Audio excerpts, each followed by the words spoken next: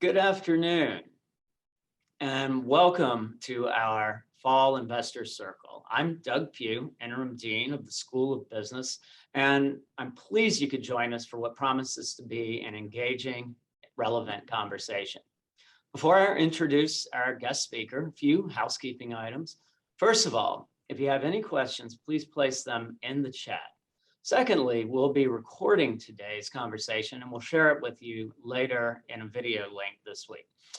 We at the School of Business have a long-standing mutually beneficial relationship with Richmond-based Fortune 500 Owens and Minor, and we've collaborated throughout the years in areas such as high-level strategy and leadership. Owens and Minor has also a strong level of engagement with their students, whether it be involvement with projects that reflect experiential learning or in hiring for internships and full-time positions.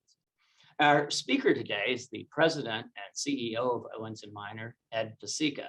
Ed is a seasoned senior executive with more than 25 years of business and operational experience focused on distribution, manufacturing, and service for the healthcare, pharmaceutical, biotechnology, and scientific research industries. Prior to joining Owens and Minor, Ed held executive roles with Thermo Fisher Scientific, TRW, and PricewaterhouseCoopers. Ed is married with 2 children and is happily a lifelong Cleveland Browns fan who just had a great win this Thursday night against the Broncos. So Ed, thank you for joining us today. Great, thanks, Doug. So, I'm just going to spend probably around 20 minutes going through a little bit of presentation. What Doug asked me to do was give you a little bit of background on the company. In addition to that, what we've done with the company, and you'll see from the slides, it's been a turnaround and how we've done that, even in light of pandemic and how that's impacted. If we can move forward in the slides, this is my background. Obviously, you heard about it. So if we can go to the next slide. And this will help, set the frame of what Owens and Minor is. The reality is Owens and Minor is about a 140-year-old company. As Doug said, we're Richmond-based. But what makes us unique is that we're both a manufacturer as well as a distributor of product into healthcare. We service primarily the acute care space as well as the home space. If you look at our manufacturing, primarily what we're manufacturing is PPE. But we manufacture our product in the United States. We make the fabric for it and then finish the product in the United States or the broader Americas, with product being made in North Carolina, Texas, 2 locations in Mexico and Honduras. So that's who we are as a company. Let me go to the next slide. And this is really what we had. So I joined the company in April of 2019, March 7th to be exact, of 2019. And as you can see here from the chart, the company was struggling.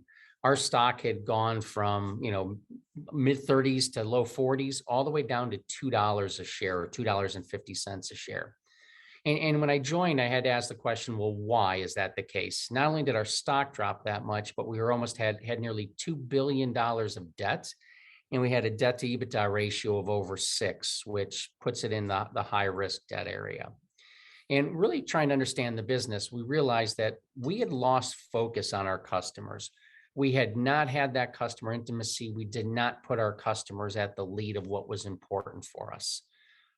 We lacked internal accountability. People would just not take accountability for what they did. And we continued to deteriorate the business, both from an operational service level and obviously from a financial level. And then we did 2 acquisitions, one in the home health space and one in the manufacturing space, which we really didn't integrate. So if you look at this slide here, obviously our stock price plummeted. In the same time frame from 15 to 19, that's what our revenues did. We're losing about $1 billion of business every single year. So if we go to the next slide, this is going to talk about how do you transform the company. And really, we looked at it in 2019 based on all of those negatives. And we said, first of all, we have to change the company. And we did it through what we call our blueprints. And this is no different than in any business that you're part of, or even in other aspects of life. Have a plan, have a process. And our plan and process was clear. We had to fix the culture. Our culture here was broken, and we had to really fix the culture. And our culture needed to be focused on the customer, but our customer focus had to be really around being here to serve them. Next, we had to change the discipline. we implemented what we call the Owens and Minor business system. I'll talk about this in simple terms, and it's really finding a way to get a little bit better every single day. And you add those little incremental improvements, and they become monumental over a long period of time. We had to invest in the business, and I'm going to talk a little bit more about the investments. And it was a tough dynamic in the fact that you got nearly $2 billion in debt and you're at a 6x multiple and your stock is plummeting and you don't have that as capital. You had to make the right investment choices. And then those should result in the performance. I'm going to dig a little deeper into our mission on the next slide here and really talk about our culture. So I view our mission and our mission as a company as we're empowering our customers to advance healthcare. Our mission used to talk about how we're here to drive healthcare. The reality is, as a manufacturer and a distributor of healthcare, it's really a humble mission. It's about our ability to serve our customers and help. So we had to continually ingrain that into the organization. And we did that through every time we had a town hall, every time we had an opportunity, we talked about how we serve the customer. Then we had to launch values. And if I would walk into a different distribution center, manufacturing centers, one of the 50 sites, everybody had their own values and their own missions. We needed memorable values. And it started with, it starts with integrity, and it's the ideal values. These are the ideal values. Integrity leads the way, followed with development, constantly developing new ideas and new solutions. Excellence, the standard's the standard. And that's what we expect regardless of the circumstances. Holding yourself accountable. And then lastly, listening, listening to our teammates as well as our customers. So I'll share a little story that within the first couple weeks on the job here. So this was in late March of 2019. Get into the office in Richmond, and we have 400 people plus in the office. And the organization is telling me how hard everyone's working and that, we're holding ourselves accountable and we need more resources. So at 8:00 in the morning, I take a photo of the parking lot, and there's 53 cars in the parking lot. One of them mine, and actually one of them the head of maintenance, because, I was talking to him in the hallway. I then turn around and at noon take a photo, and there's 450 cars. And then again at 4:45, there's now 30 cars left in the parking lot. And so that was the mentality here, that we didn't hold ourselves accountable and we didn't look ourselves in the mirror and say, hey, we're going to make sure we're going to work hard. We're going to make sure we have a high performance standard. We're going to make sure that, we're doing what we need to do. So you have to, as a leader, continue to drive that. So here's what's important about this. And I tie it back to the pandemic. The reality is, when March of 2020 hits and we were in full crisis mode in the United States with COVID, and we were trying to produce more products, we didn't have time any longer to use normal business hierarchy to make decisions. We basically said to our teammates, what our missions is, what our values are, rely on those, make decisions grounded in our missions and our mission and our values. And look, we were able to really drastically improve output, production, quickly make decisions, because our customers, the hospitals, whether it was in the Northeast or other parts of the United States, needed PPE. Our customers needed PPE that we were manufacturing. We manufacture in the US, we could ramp up and get product there much, much faster. So it was, hey, 17,000 teammates around the globe, lean on the mission, lean on the values, make decisions, and move forward. Let's go to the next slide, which has also been critical in our turnaround and extremely critical during the height of the pandemic. It's really around continuous improvement. And this is really a practical approach to continuous improvement. It really starts with, continuing to find and identify problems and then solving those problems. It's having the right management system to measure the issues, and then the program, once you prove something works, to implement it, and leaders to drive it. I talk about this practical approach to continuous improvement, and I'll share another story around this that I thought was critical. So as we started ramping up, we had to find a way to go from about 2.5 million N95s a month. We ultimately got to 50 million N95s a month that we were producing, with fabric that we made in North Carolina and product that we finished both in North Carolina and Texas to solve our customer problems. Well, what's unique about a mask, whether it's an N95 or a surgical mask, it's really a polymer-based product. It's an non-woven polymer-based product. So the ear loop on the mask to the front of the face mask, it's connected with the friction weld. It's heating up the ear loop to the mask, and the friction weld bounds it. Well, we had a bottleneck because we could only produce so many because of the heat of the friction weld. And this is, I'll go back to as a kid, my dad was a maintenance guy at Alcoa, and he used to always tell me, Eddie, trust the person on the shop floor. They know what really goes on. So we're going through a continuous improvement process, and we have engineers that want to create a design that's going to cost, significant amounts of money. It's going to have to shut the machine down for weeks, if not months, to deploy it so we can get more productivity out. And we couldn't afford to do that because we had to get product to the customer, because everyone remembers what the sites were and the scenes were around the United States with it. One of the line workers turns to everybody and says, if it's overheating, why don't we just go down to Walmart and buy a 20-inch box fan to put on it? Guess what we did? We got the 20-inch box fan, put it on the line, increased productivity by almost 40% because now we could get more throughput.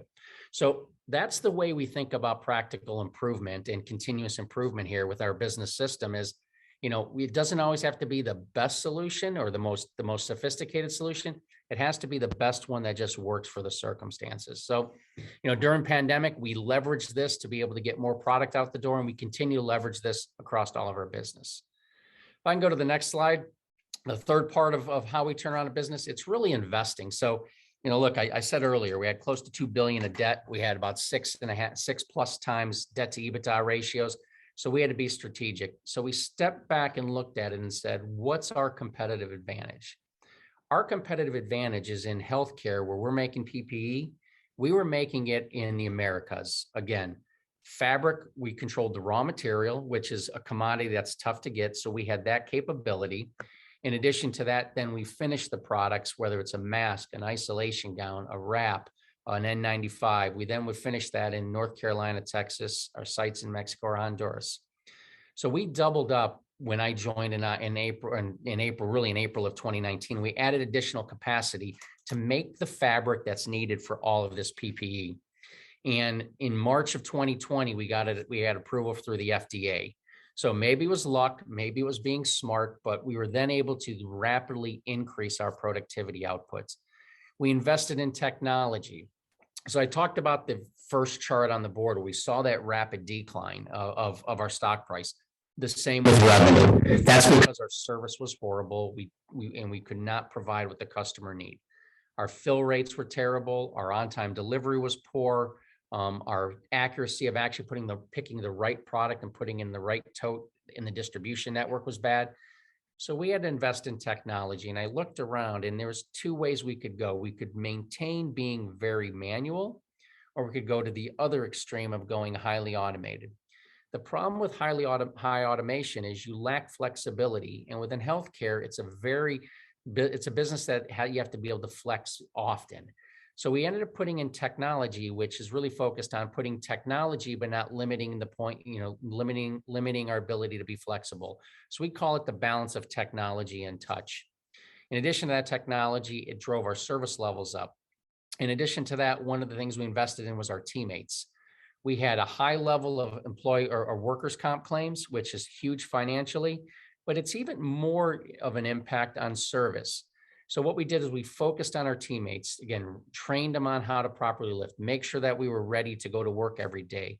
And we reduced our workers' comp claims in half in 2019. We reduced them in half again in 2020, and that trend continues this year. So not only did it reduce our workers' comp cost claim, it now had well-trained teammates that knew what they were doing, working every day, versus them being out and having to hire a temp to come in who's not as productive and has a tendency to make more errors. So those are some examples of, again, trying to invest in the business for the long term. And the results of all of that on the next slide really is, even in the height of pandemic, even as chaos was going on, we did some really remarkable things. We improved our shipping accuracy from the low 90s to 99.9% that the right products in the right tote. We changed our delivery times so that our on-time delivery to 99+%, that the truck shows up within the window. All of our KPI metrics on customer service were achieved. Our stock was the #1 performing stock in the S&P 600. Again, going from $2.50 a share in 2019 to this year as high as 48. We're now in the mid 30s. So great performance. And debt pay down. We paid down over $1 billion of debt, and now we're below 2x our debt to EBITDA ratio, which really changes our profile going forward. It enables us now to look at that capital and have the appropriate fungible deployment of capital, whether that's in organic or inorganic growth. So, that's a little bit of what we've done. If we can go to the next slide and talk about the future. Um, here's a simple chart that just shows that stock performance from where we were to where we are. Obviously, strongly repaired balance sheets. We can continue to have disciplined investments and continue to expect this trend going forward. And then lastly, speaking about going forward, from a business standpoint, the pandemic threw a lot of curveballs at us. But what the pandemic did from a management standpoint is it confirmed that having the right mission, having the right values creates the framework to let your team go, run, operate, and be the best they can be. Having that discipline, that business discipline to get better every day, that enables you to drive improved customer service, improved employee satisfaction, and improved financial results. And again, it doesn't always have to be, the most sophisticated solution on getting better every day. The right level of investments we made, which provided appropriate returns, that is all of that foundation that now we're going to continue to leverage on our culture, our discipline, as well as our financial investments. We're now going to take it to the next step, though. As I talked about, we deleveraged our business. We paid down a substantial amount of debt. We have the ability now to put money back into organic and inorganic investments, really to drive, substantial growth going forward as we expand. And then lastly, we want to drive long-term stakeholder value. And what's unique on this is, people think of stakeholders, they think of really shareholders. But, you think about this, and the way we think about it is the very first needs is we got to balance the needs of our customers. That's first and foremost. And then you go shareholders, employees, communities, and everything else. So that's, hopefully, Doug, that kind of talks about Owens and Minor, nearly 140-year-old company here in Richmond, based here, founded by the Minor family and the Owens family. Still talk to one of our former chairman and CEOs, Gil Minor, who's still based in Richmond. And the reality is, from a company standpoint, this is a company that lost its way over the last several years.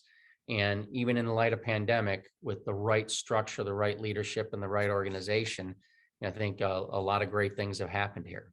So with that, I'll pause and open it up for any questions that you may have. Thanks so much, Ed. And again, if you do have questions, route them through chat. I think all of us are familiar with supply chain issues being front and center in the news and affecting us all in different ways. So I'd like to ask, one, what do you see as some root causes, and what is Owens and Minor doing to creatively address some of the problems that many industries are facing? Yeah, so it is a fascinating time with supply chain constraints. The reality is, I think most people have seen what the ports look like in LA. And, I think, I spent a lot of time on with the US government. I spent a lot of time with our supplier partners as well as with our customers. The reality is, it's not that our ports are bad. The root cause, and this goes back to continuous improvement, you have to look at the root cause. The root cause is we buy too much product from China today to import to the United States. And that's part of the root cause of it, which is why we've pressed hard that, we think we can compete, and we've proven we can compete by manufacturing product in the Americas where you can deliver by a truck to any of your customers that are out there. And fascinating thing in our industry, or at least in the healthcare side of it, was when pandemic hit, everybody automatically shifted going, I need product, I need product, I need product. And us making it here domestically or within North America made it ability to get product to the customer very quickly. Now, as summer rolled, as 18 months passed and earlier in the summer, some of our customers were looking at it going, well, I can now get it again from China at 2 or 3% less. What are you thinking about, Ed? And I'm like, look, what's important? Continuity of supply or saving 1 or 2% and not having continuity of supply? Well, that was the conversation in June, July, and August. Now, all of a sudden, in September, it takes 3 months to get products from China. The ports are bad. You have containers that aren't loaded properly, containers that are located in the wrong location. Now they're all coming back again and saying, hey, you're right. We really have to look at supply chain. We have to look at continuity of supply. We have to look at resiliency. And the way to get that is have local or nearshored manufacturing that helps out. So, I think about the whole crisis right now with shipping, and its reality is it's the amount of product we're importing from Asia is greater than our ports can handle right now. So fix the problem, either import less or build new ports. So, and I'd lean towards import less. One of the questions is, what's your biggest bottleneck right now? Yeah. So our biggest bottleneck, from our standpoint, it is partially, so we're about a $10 billion business, of which about 2 billion are our own products, give or take, in our manufacturing business, which means that we are sourcing and providing to our customers products from others that make them. A perfect example, just recently, bent metal or crutches was a shortage because most aluminum, bent metal, and crutches are made in China and brought over.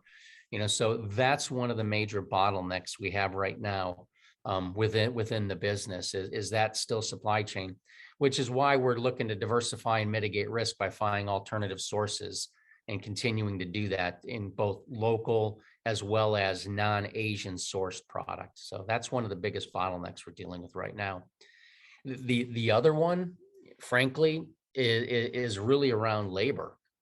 That's a significant issue for us. We have jobs, we have great teammates, and we did a lot of things last year during the pandemic to recognize our teammates. So, if we have once employees are with us for several years, we generally keep them for, I don't want to say life, for an extended period of time. So, in warehouse and manufacturing, it's critical to have employees in place. It's critical to have our teammates. So, we do have openings, and I get concerned at times that if we're running 10-hour shifts or 12-hour shifts, people get tired. While at times they like the overtime and the additional comp, but eventually they get tired. So we're trying to find that balance within our teammates around that to make sure we're not working, we're not overworking. But we did some things last year I thought that were unique because of our performance of the company. We did additional compensation of 1 to 2 weeks in Q2, Q3, and Q4 as a thank you for everything that they did from a pandemic standpoint, from working extra hours to getting the product out the door to moving from facility to facility. In addition to that, we substantially increased our 401k match above the discretionary level. And we did it for every teammate, whether they were on a 401k plan or not. We created one for them. We absorbed 100% of healthcare cost increases in 2021 because of the improved performance of the business. So, what we tried to do is we embrace our teammates, and at Owens and Minor, they're not employees, they're not associates, they're teammates. We're all on the same team, but we do have captains and coaches. So, we make sure that, we're all rowing in the same direction. But really, that's the other thing that's a bottleneck I'm concerned right now is really the labor situation. We have from an inflation standpoint, we're already paying, wages that were market competitive or very well relative to market. So, that starts to get to you, but that's the other aspect as you have supply demand on people.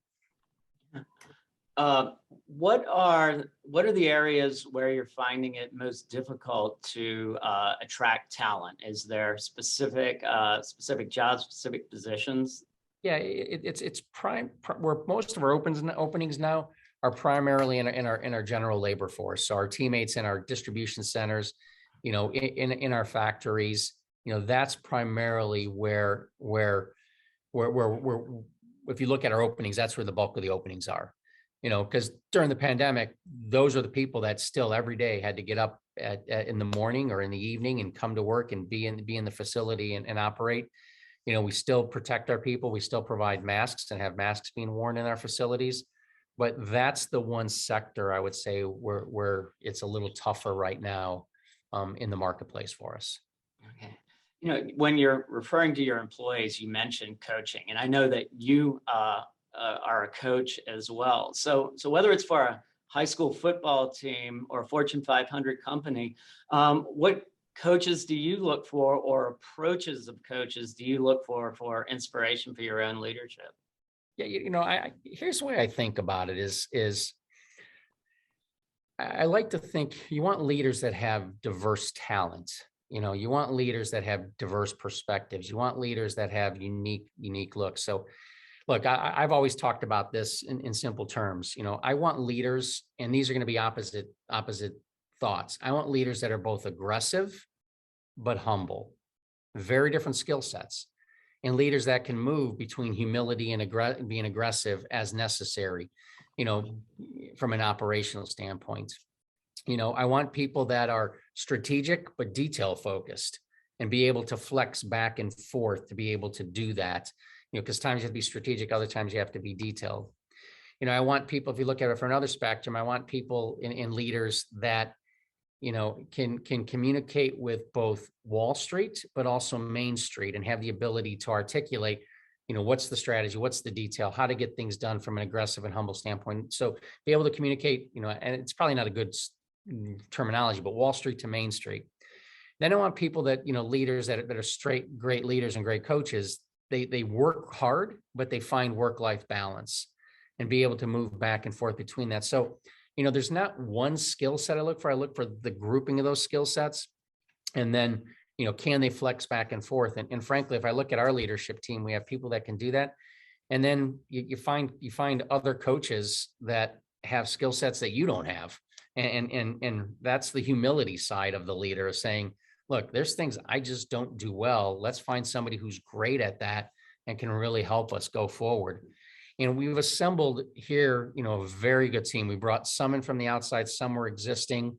And one of the things I didn't talk about was during the turnaround was, as we delayered the organization and we had people move out, we found some hidden gems that, frankly, have the opportunity to really grow and have grown. And, one of our key goals as a company is to retain, develop, and attract talent.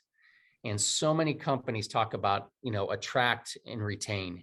To me, if you have talent, you better retain it first, care for your teammates, develop them, and then go and attract when necessary. So, as from a coaching standpoint, I think that's it.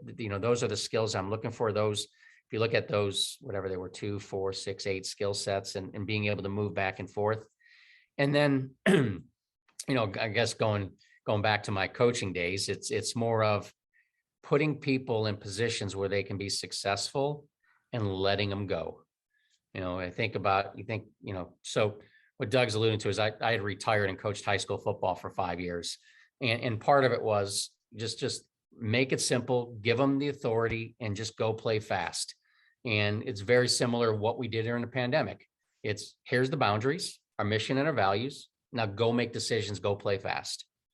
And that's what we did. So I noted that when you talked about relying on mission and values to make decisions, that's a big ask, and it's grounded in culture, and often it takes years or decades to develop a strong culture. How were you able to do that and make that real for all employees in a relatively short amount of time?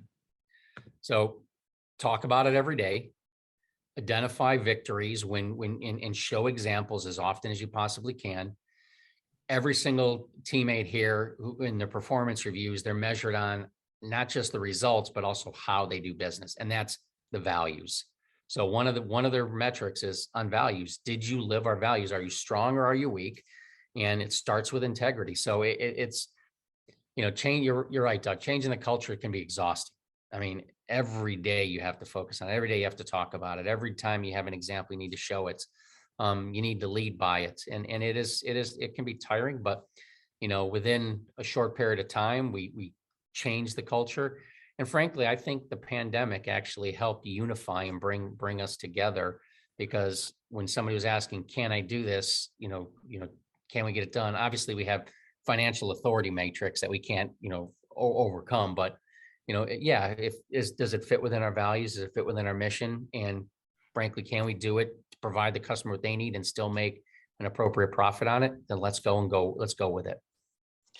So it sounds like that Owens and Minor has an underlying thread I'm picking up on of innovation and creativity in the organization. What do you do to encourage creativity throughout all levels of the company? And I think part of it is this is going to sound odd, but don't discourage it. All too often, creativity is discouraged. And so if you just eliminate the discouraging of creativity, now all of a sudden people feel like they're comfortable with giving a new idea and creating a new idea. And look, I've worked for some incredible leaders. I was with Thermo Fisher for years, and I worked for a CEO that's been there for years and have done incredible jobs. And he constantly talked about is how did you handle the hand you were dealt? How did you play the hand you were dealt? And sometimes you're dealt a bad hand. It's how creative were you? How did you adjust? How did you make differences? And I think as leaders, you have to not discourage creativity. You actually have to, enable it and let it go, and not fault for mistakes. I mean, heck, we all make mistakes. So, that's really been part of it. And if I think about our values, two of our values is listening and development. So in the ideal values, D for development, L for listening. I think the first aspect of creativity is listening to your customers, listening to your teammates, and if you listen, you can start to say, okay, what's really the problem? What's really the issue? What's really the opportunity? And then the development aspect of encouraging that and measuring that is, what are you doing to not only develop yourself, but develop new solutions to solve problems? So within our values, it's embedded there and it's encouraged. So a lot of companies were blindsided with the effects of the pandemic. How do you begin to look forward, to anticipate the next challenge, as opposed to being surprised when it's upon you? Yeah. So what we did and what we're doing is also using the data that we have as a company. $10 billion company, multiple transactions, focused in the healthcare space. We're starting to use data to make predictive data. We're adding intelligence, AI, into our inventory planning system, so that way people aren't caught flat-footed. We're not caught flat-footed. We've increased our transparency with our customer base of when there is supply issues, we're letting our customer know. For example, far in advance of everyone seeing on the evening news the port issue, we had flagged that to our customers of these are issues that we're going to start to see, because of the ports and because of the products. Data is important. We worked with our suppliers that we redistribute their product, and some have been open and some haven't. We want to know country of origin. Where is the product made? Ideally, we want to know not only where the product's made, is who actually makes it, the company whose name's on the box or some third party in China or somewhere else, because that helps us understand and mitigate risk. So it's really learning from what happened. It's using the data and the information we have. It's doing predictive analytics on where things are going. It's again, back to listening at times, from our customer base. Those are the things that you can start to do to really try to see around that corner if possible. Look, there's still going to be times that you get caught, but it's then how quickly can you adjust? And that's the way we've tried to build our business today, that has the ability for flexibility and scalability to go from 2.5 million N95s a month to 50 million N95 a month, to go from having, X dollars coming out of a distribution center to now 3X coming out of it in New York City because of the height of pandemic, being able to not be fully automated so we could drop teammates in from other locations, condense the space they're working in, and get more throughput out of our facilities. So it's having that ability is really what you have to do. But whoever asked the question is right. There were a lot of people caught flat-footed on this, and then, we're almost paralyzed versus, all right, this is the problem. Let's look at how we fix it and the data. So I'll share another story is, having also been through some of this in the past, much smaller epidemics, not necessarily the pandemics, but when this first started to rise in China in January, we looked at it and we said, what? You got Chinese New Year's, you have this flu that's spreading pretty quickly in China. We had calls from agencies that asked us, if you have N95s or surgical masks, we want to buy them and sell them to the Chinese government. We'll pay you a premium for it. And, we just said, no, this conversation's over because, one, we have customers here.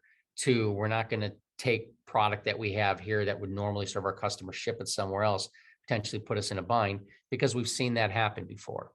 So, we were very cognizant that, all right, let's look at this from a long-term perspective. We have customers, we have obligations to. It's about integrity, and we weren't going to move the product before this happened. This was in January and February, and you know, right decision, because when March hit, all of a sudden it went like that. Once somebody realized they couldn't get an N95, that panic spread, and we saw N95s increase 40x. That a 40x increase. So, that's also part of it is when an opportunity arises, quickly analyze it and understand what's the ramifications based on what you do or don't do. So what challenges might Owens and Minor be facing once and if hopefully COVID is under control and the demand for masks and other related equipment is not quite as high? Here's what's interesting is, so post-COVID, we want to get there. We want, life back to normal. Here's the reality, and I've talked about this on analyst calls. We don't sell our masks to the average person walking down the street, going into the big box store or the grocery store. Our stuff is medical grade. Not only is it medical grade, we make it on scale. So there's a lot of new pop-ups that showed up, but they don't make it on scale like we do. In addition to that, we believe that the protocols that are in place are going to stay in place. So what happened when COVID hit, safety protocols increased, and clinicians became habitual users of PPE because of the new protocol. So that's locked in. So while we expect it to be below peak pandemic levels, we still think there's a high demand for our product. In addition to that, I talked about this at an investor day, and our leadership team discussed it. That same product, those masks, those gowns, those gloves, those are used in other industries too. So we're looking at, our nitrile gloves that we make, exam gloves, doing different packaging for the consumer market. We launched it under our brand Safe Skin. We launched it with Home Depot and a big box store, that now you can get a pack of 40 gloves in patented package technology, similar to like a wet wipe you pull out. You can pull out one glove at a time, close it, versus right now, if you want to buy a box of gloves, you're buying a box of 100 that's in a cardboard box. That cardboard box, if you're a construction worker, goes in your car, and the minute it gets wet, the box opens up and spills everywhere. So it's taking and using packaging also to take our products. It's going to be additional vertical integration of the fabric. I talked about the fabric that's used to make the masks and the gowns and the PPE and the N95. It's a non-woven fabric. It's polymer based. We're primarily getting our polymer out of Texas. We then make the product in North Carolina. That product, that same fabric, can be used on everything from house wrap to incontinence products, to many other uses. So it's that vertical integration gives us capability to move forward. So that's how we're thinking about is, hey, you know what? You're right. The supply demand imbalance that was hit during the pandemic, we sold everything we could make. The more we could make, the more we could sell. We honored our pricing that was pre-pandemic. Obviously, we adjusted as raw materials moved up and down. We didn't gouge, and we gained a lot of goodwill. So our market share has grown too in that same time. So you mentioned your manufacturing sites, the Carolinas, you mentioned Honduras as a site. What drives your decisions around where you choose to locate manufacturing? So there's a couple factors. Obviously there's economic factors, but there's also risk mitigation factors. And we've shared this openly with the government. We've talked about it is, we want to make sure the core products that are critical, we're making closer to home, I would say.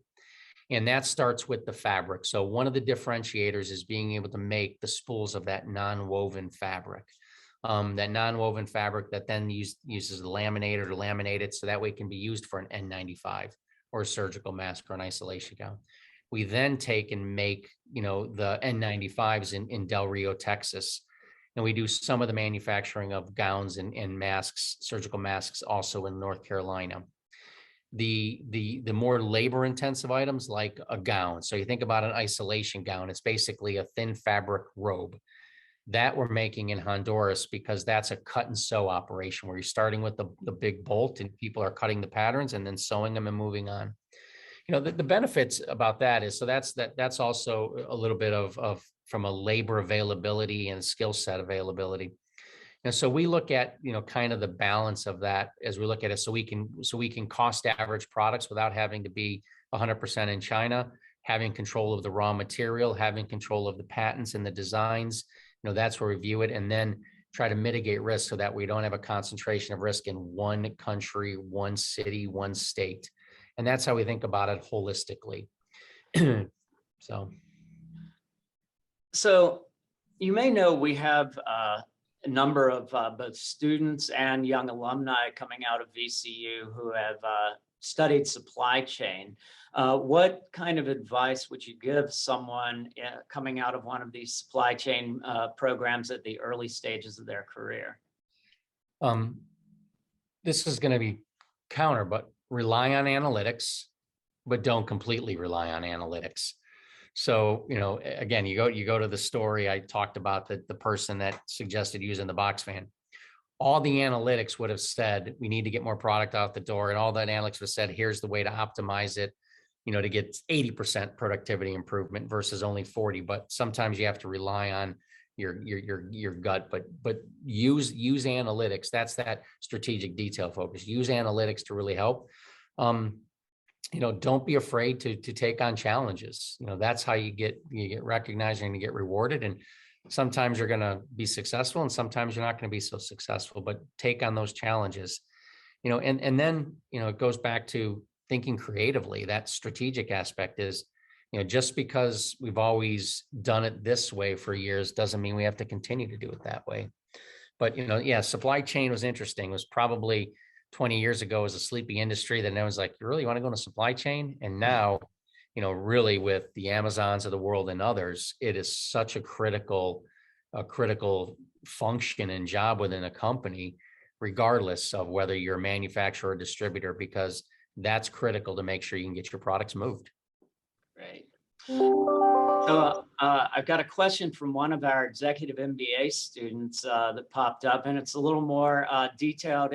It's an Owens and Minor employee, and their question is, how beneficial has been the implementation of MyOM Customer Engagement Center for your organization, and did it play a role during COVID? So let me explain what MyOM is.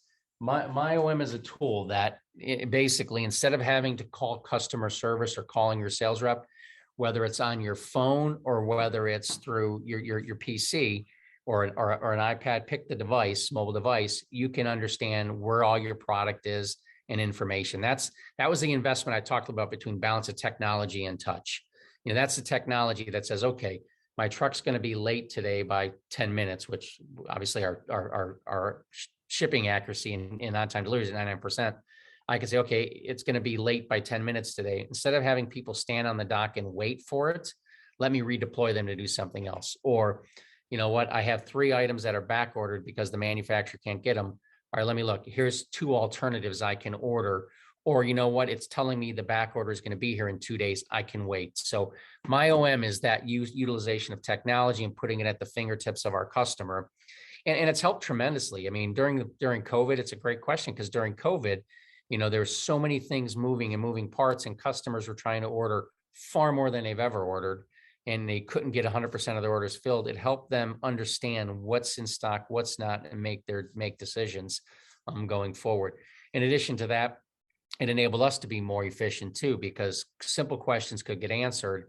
And if they didn't get answered, they also had the ability still to call the customer service rep, and or the sales rep. And if you think about our customer base, we're interfacing with everybody from right out of college to, very, very senior in their career, and some people still want to pick up the phone and call. Some people want to send an email, and some people just want to do it themselves. So what MyOM did, it continued to expand our ability to give people the choice of how they wanted to find out information. But it's been significant. It significantly helped us as we move forward. So, what aspects of your leadership have changed as social and global issues shift to really put a focus on the social and community responsibilities of business? Yeah, I think, it's shifted, but in the same sense, I've always, this is personal. I've always had, the view of live by the golden rule. I mean, treat others the way you would want to be treated, and be respectful and be humble and be kind. And, I think, from that standpoint is just continuing to do that and expanding it now, which is we are doing, is the right thing to do. Look at Owens and Minor, we created up TRGs, which are teammates resource groups, and it's various groups. We have an LGBTQ plus group, we have an African American group, we have a women's business group, we have a veterans group, and it's great because what it's done, what this has done is it's opened up an opportunity to have safe, fair, open conversations and really listen and understand. And I fall back on our values all the time. And part of it is listening, but then part of it is accountability afterwards. After you listen and you hear, what are you going to do different? And what are we going to do different? And, you know, Owens and Minor has had for decades, have had, great relationships with minority business owners, and a good portion of our own private label products are actually sourced that way. And it's just that continuation of it and expanding it and continuing to focus on it. That's so critical. And I think it's actually refreshing to be able to have our TRG groups and have the open dialogue and the conversation. And the best feedback I get is not only did you listen and did we hear, but we also tweaked and adjusted our business accordingly. You take, we had one of the groups talk about how much they've enjoyed the work remote, or, we don't call it return to work or work from home. It's, remote work. And, one of the things we're going to pilot next year based on that, and I know we talked about this in the past and earlier, is next summer, we're going to allow our teammates, where your job allows it, meaning pretty much everybody outside of the factory and distribution centers, to work remote from Memorial Day to Labor Day. You have, groups that's going to be able to help them. So those are the things, an example of listening and then adjusting our business as we go forward. So, we also have a tremendous focus on this. We just published our first ESG, environmental, social responsibility and governance report, of which, it was interesting is I had several customers, I had several industry leaders say, we didn't realize how much you were doing. And part of that is, again, I talk about our mission to serve. And part of that mission is both, when I say be aggressive, but be humble, standing up and bragging about it isn't what you should do. Just live by your actions, do what you say you're going to do. And that's really what we've done as a company. I'd like to ask you to elaborate on that, because sustainability and supply chains is one area of interest from a number of us here at VCU. So in terms of issues of responsibility, integrity, and ethics in the supply chain, what is your approach? So, first and foremost, making products domestically reduces supply chain, carbon emission versus having it made in China and shipped across the ocean, first and foremost. Second of all, we're doing things like we've launched a pilot with Pesicka, our partner. We're going to run some electric trucks or tractors for tractors and trailers in California. Again, another way to reduce carbon emission. We're working with some of the landlords in California as well as in other parts of the United States. We have plenty of rooftop space to put solar panel. Can we create a way to be actually, produce more electricity than we use within our distribution centers? Obviously, LEED certification is another example. But then you think about it from a different perspective, is all of those masks, all of those isolation gowns, they're all a polypropylene-based product. So we have a Blue Renew program that we've launched, and we're expanding it now, where we actually recycle, the medical grade product. Whether it's drapes, wraps, gowns, and we turn those back into products that can go back into the hospital. So you can take recycled blue plastic and make a bedpan out of it, recycled blue plastic and make the pallet that we can use. We're working with a company out of Minnesota on that too. So, when we started to think about this and put it down in ESG report, these are things that we've always been doing and we continue to do. But you're absolutely right, Doug. I mean, you think about distribution, you think about the tractor trailer showing up, burning the diesel fuel and emitting, product into the environment. You think about all the disposable medical stuff that just gets thrown away. Those are ways we're attacking it and trying to make it, we call it our 360 program, where it can come back in. Thank you. So we're getting near the end of time. I want to give you one last question here, and that is, what keeps you up at night? Supply chain issues, labor or talent, competition? What keeps you up?